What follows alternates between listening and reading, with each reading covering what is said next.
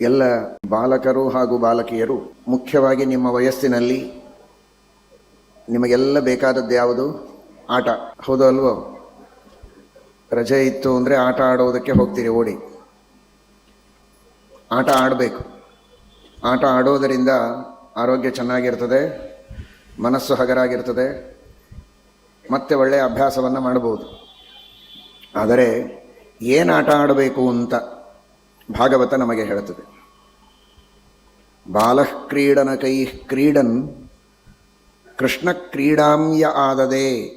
ಪರೀಕ್ಷಿತ್ ರಾಜರ ವರ್ಣನೆಯನ್ನು ಮಾಡುವಾಗ ಶ್ರೀಮದ್ ಭಾಗವತದ ದ್ವಿತೀಯ ಸ್ಕಂಧದಲ್ಲಿ ಈ ಮಾತನ್ನು ಉಲ್ಲೇಖ ಮಾಡ್ತಾರೆ.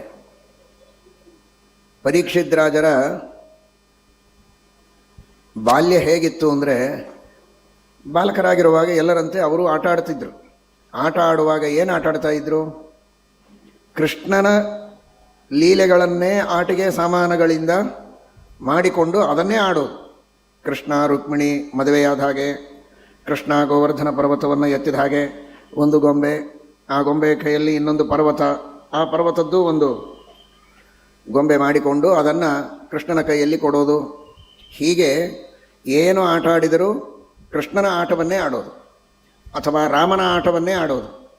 ಹೀಗೆ ಪರೀಕ್ಷಿತ್ ರಾಜರು ಆಟ ಆಡ್ತಾ ಇದ್ದರು ಅಂತ ವರ್ಣನೆ ಬರ್ತದೆ.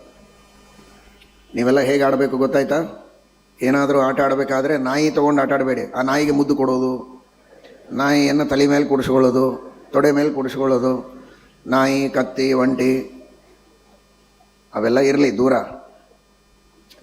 ನಾಯಿ ಹೊರಗೆ ಬಂದರೆ ಅದಕ್ಕೆ ತಿನ್ನಲಿಕ್ಕೆ ಏನಾದರೂ ಆಹಾರ ಹಾಕಬೇಕು, ಉಪಕಾರ ಮಾಡಬೇಕು, ಅದು ಧರ್ಮ.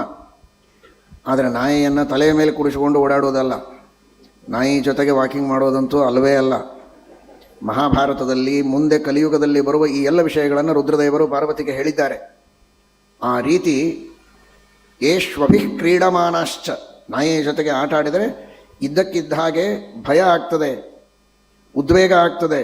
ಜನ್ಮಾಂತರದಲ್ಲಿ ನಾನಾ ವಿಧವಾದ ಭಯವನ್ನು, ಕಷ್ಟವನ್ನು, ಉದ್ವೇಗವನ್ನು ಮನುಷ್ಯ ಅನುಭವಿಸ್ತಾನೆ ಅಂತ ಉಮಾಮಹೇಶ್ವರ ಸಂವಾದದಲ್ಲಿ ಮಹಾಭಾರತ ನಿರೂಪಣೆ ಮಾಡಿದೆ.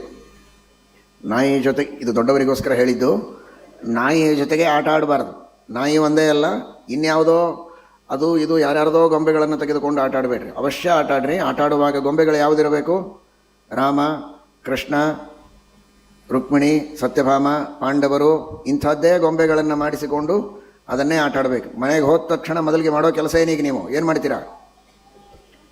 ನಿಮ್ಮ ಅಮ್ಮ ಅಪ್ಪ ಇಬ್ಬರಿಗೂ ಹೇಳಬೇಕು, ಈ ಎಲ್ಲ ಗೊಂಬೆಗಳು ಬೇರೆ ಯಾವ ಗೊಂಬೆಗಳು ಬೇಡ, ದೇವರ ಗೊಂಬೆಗಳನ್ನೇ ನಮಗೆ ತಂದುಕೊಡಿ ಅಂತ ನೀವು ಹೇಳಬೇಕು.